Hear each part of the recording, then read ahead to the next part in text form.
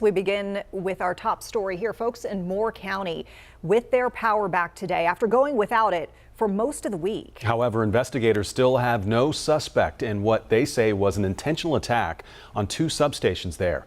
And now today, Duke Energy remains on high alert after another incident in South Carolina. WCNC Charlotte's Jane Monreal went to Kershaw County to look into it.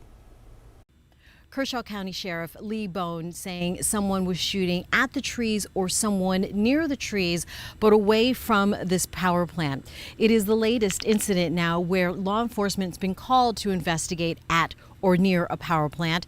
This after what investigators say is a case of domestic terrorism in Moore County less than a week ago.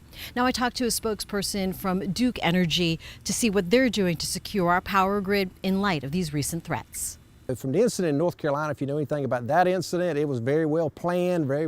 This was just a couple of guys driving high rate of speed down the road, firing out of the window. Kershaw County Sheriff's Office now working alongside South Carolina State Law Enforcement Division and the FBI to confirm that Wednesday's call about gunfire near Duke's Wateree Hydro Station in Ridgeway was random.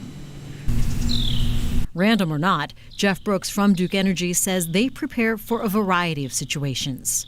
Making sure that we can reliably respond and serve our customers. We go through a lot of scenarios, including everything from severe weather to physical and cyber threats, things like that.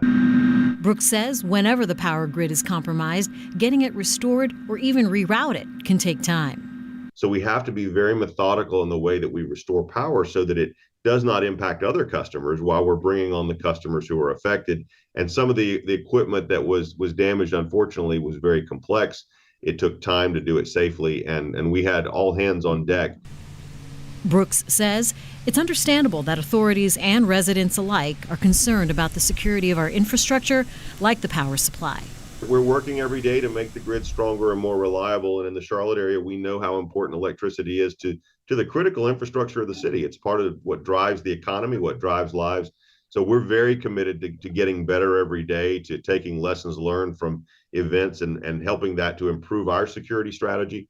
Brooks says when Duke thinks about these potential threats, the first goal to keep in mind is to avoid any impact at all, but also recognizing there is a risk of something with so many hundreds of thousands of lines. So they're also working on managing things like this. So if and when they do see something happen, crews can restore power as quickly as possible and limit the number of customers affected. In Kershaw County, South Carolina, Jane Monreal, WCNC Charlotte.